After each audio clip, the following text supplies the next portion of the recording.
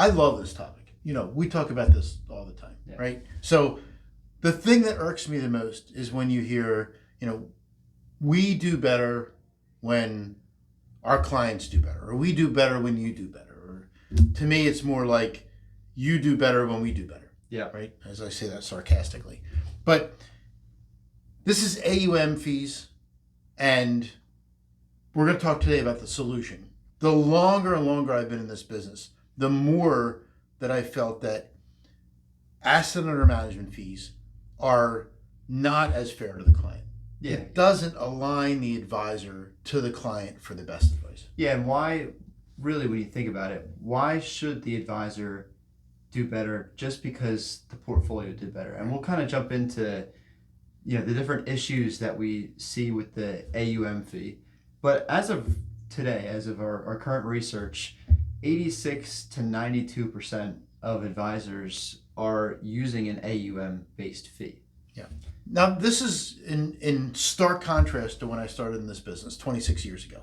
The world was commissions, and the brokerage firm that I was at introduced asset under management fees.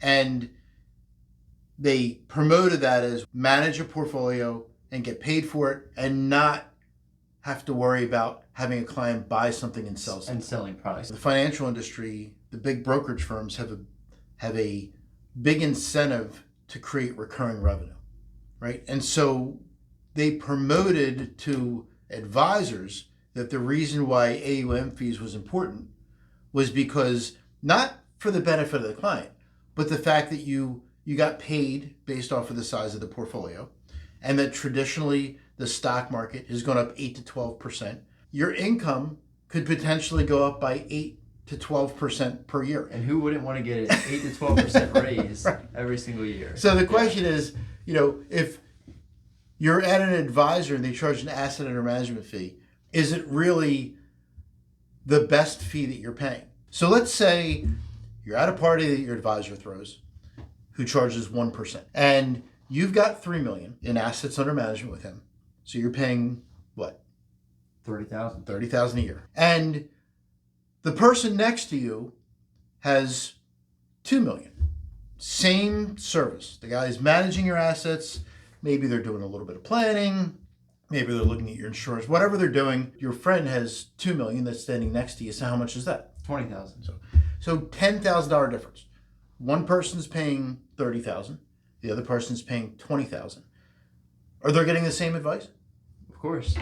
Hopefully. Is it taking the advisor knowing the business any more to manage $3 million than it does $2 million? Nope. No. So why $10,000 difference? In other words, the more you have, the more we're going to charge you because you've got more money. You can afford it. Yeah. That to me just doesn't make sense. And what you'd have to ask yourself is the advisor doing $10,000 more work in this example? And like we said, really no. I mean, unless they're upping the service for the other guy, it's really the same amount of time, and you're paying more. So that's kind of the wealth tax. Yeah. And to compare this to other professions, let's say you wanted to get a will or a trust done by an estate planning attorney.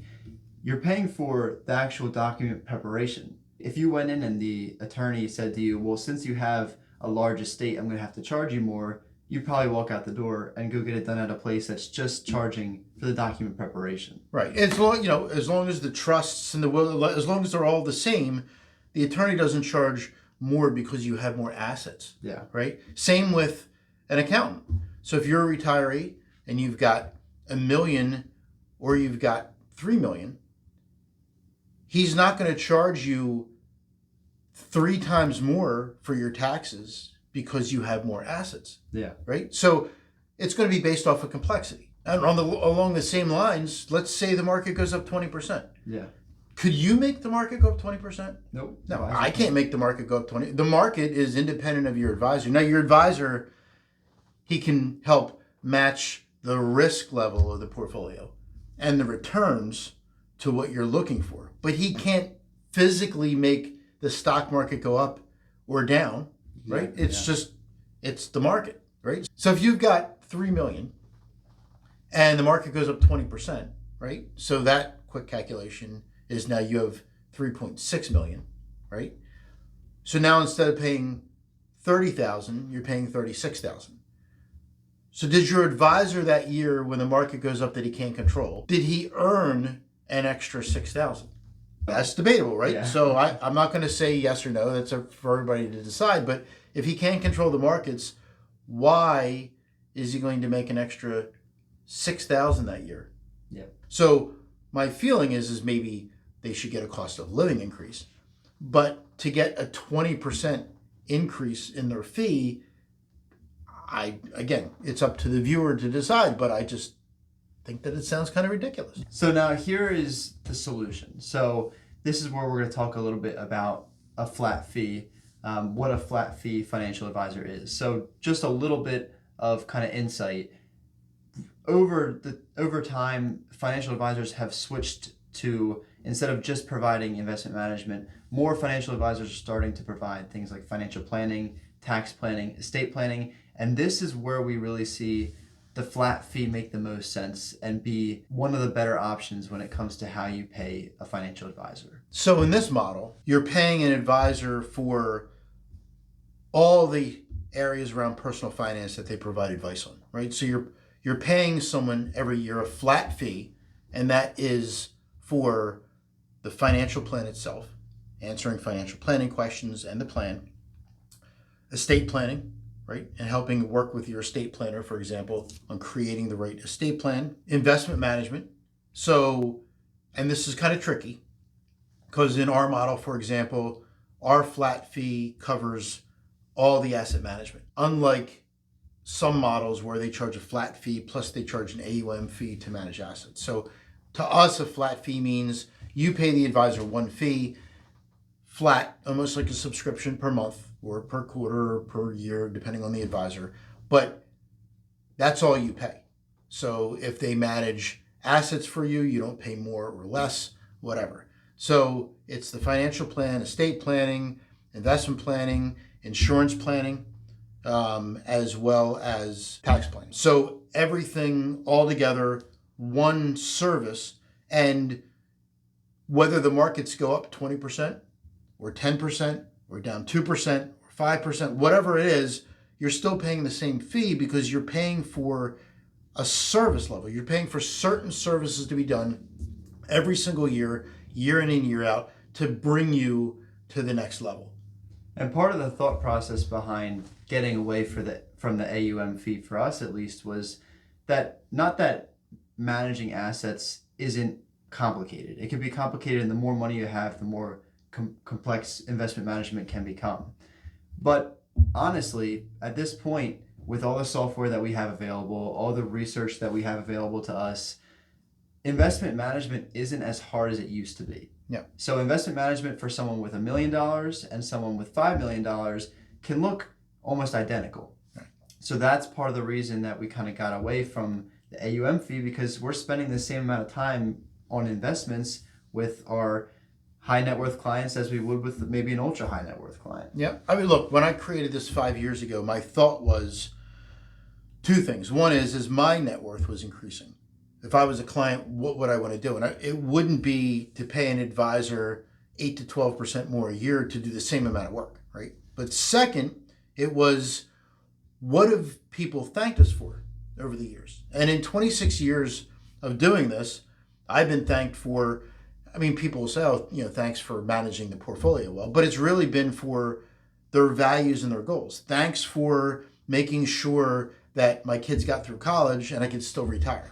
Thanks for making sure I got to retirement. Or thanks for making sure that we had enough insurance in place when something happened to one of us and we disability or death or those types of things. Thanks for making sure that my tax situation was the best it could be, or my estate plan had everything in place for when my spouse passed away. So it was all those things that weren't just related to the portfolio management itself. And honestly, portfolio management is the low-hanging fruit today. Like you were saying, there's software out there that helps us predict 95% of the time how a portfolio is going to manage within a range from the risk standpoint of the downside to the upside. We charge a flat fee, irregardless of assets. So clients will often start with us with a certain amount of assets and they have a 401k on the outside, and we'll either manage it for them or advise them on it, but we don't ask them to bring the assets over if they don't want to, because the fee's the same whether or not we manage the assets directly or whether we help advise them through their 401k. But a lot of times clients will consolidate other accounts with us because they know that they're not going to pay any more fee, and they figure it's easier to have it in one place or a couple of different places. And look, no fee model can eliminate every conflict of interest. Right. Like I think starting from commission, I think AUM eliminated some conflicts of interest there. I think flat fee eliminates some conflicts of interest from AUM. And so that's one of the big conflicts of interest that we found with the AUM model, kind of what you're alluding to with moving money in and out of portfolios, rolling 401ks over. If you're a client of an advisor and you want to pay your mortgage off, the advisor might have a bias in that. Hey, if you pay off this $300,000, now I'm managing 1.2 million rather than 1.5 million. If you're an AUM client and you have a 401k somewhere, or you've got assets in other places, there's an incentive for the advisor to have you roll over those assets so that they can manage them, right? Because they're going to make more money. So ask yourself, depending on what you want for your personal financial life, do you want to pay a fee that's based off of the service that you're getting or the size of your portfolio? And I think for a lot of high net worth people, they're going to end up saying, I want to pay for the service, not because of how wealthy I am. Why am I going to pay a fee based off of the size of my portfolio? Yeah. And wouldn't what you want to know if you were at that party, right? And you had 1.5 million and the person that you were talking to has 3 million and the person over here has 5 million, and they're getting the same exact service, that they're all paying the same price? That just makes sense. Yeah. Right? I mean, now look, there are situations where clients want to do very sophisticated things, right? And so the fee could change depending on a different level of service that you want. But our point is if you have an advisor that's providing the same service, the same asset management, the same financial planning, the same to all those clients, then they should all be charged the same fee. And that's kind of what we're finding over the past few years as we've been doing this service.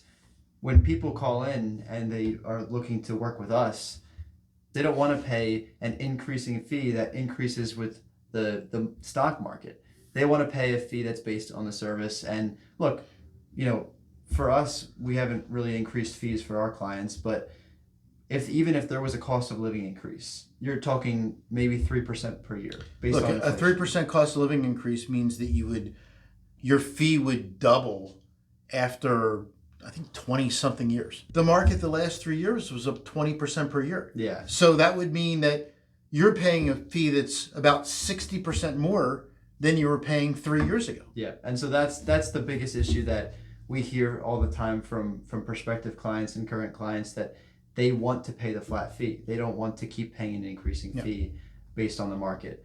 But there are times to be balanced when an AUM fee could make sense, right? So in terms of kind of comparing a flat fee service to an AUM service, there are complex flat fee services out there that are meant for high net worth and ultra high net worth people. That could be $15,000, it could be $30,000.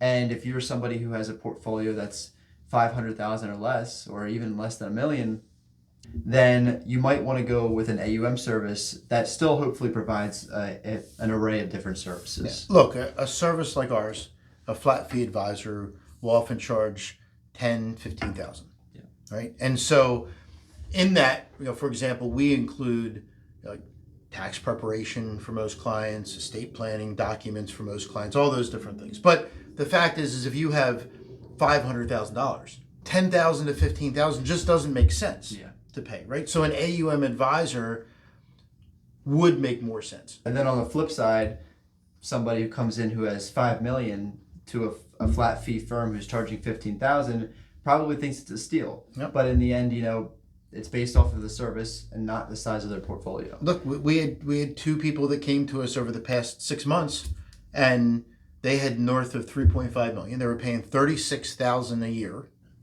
for their services, and our fee was less than half of that. Yeah. And the other end of it would be, let's say you just want investment management. You don't want any type of financial planning. Yeah, if you're looking for just solely investment management, you do all the coordination with the other professionals in your financial life, you're looking at your own insurances, you're making sure that your estate plan's up to date, your tax strategies are up to date. If you're looking for just investment management, then yes, maybe paying a fee that's based around investment management makes sense. So look, there's positives and negatives to every kind of model out there. Nothing is a one size fits all. Our feeling is that for people that have small amounts of assets, that the AUM fee may be a good model.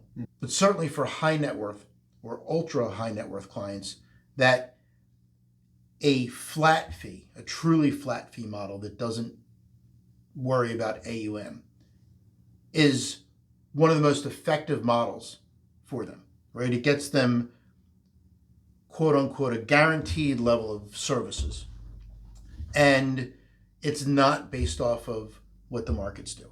So to us, that's the most fiduciary forward model that we can think of at this point in time. Again, every model has conflicts, and if you do work with or want to work with a flat fee advisor, you should ask them what the potential conflicts are and factor that into everything else that you're thinking about. But to us, our firm is a flat fee firm, and we've mutated to that model because that's where we think the industry in the next 10 or 15 years, we can't see how advisors will do anything but that model. So if you want to see what this type of service could look like for you, feel free to contact us down below. We'd be happy to answer any questions that you have about flat fee advisors, even if you're not looking at our service specifically. We have the video. We also have another video. We have a couple different videos on flat fee financial advisors that go a little bit more in depth. So we'll link them down below if you want to check those out. Comment down below if you would pay your advisor a flat fee. Like and subscribe, and we'll see you in the next video.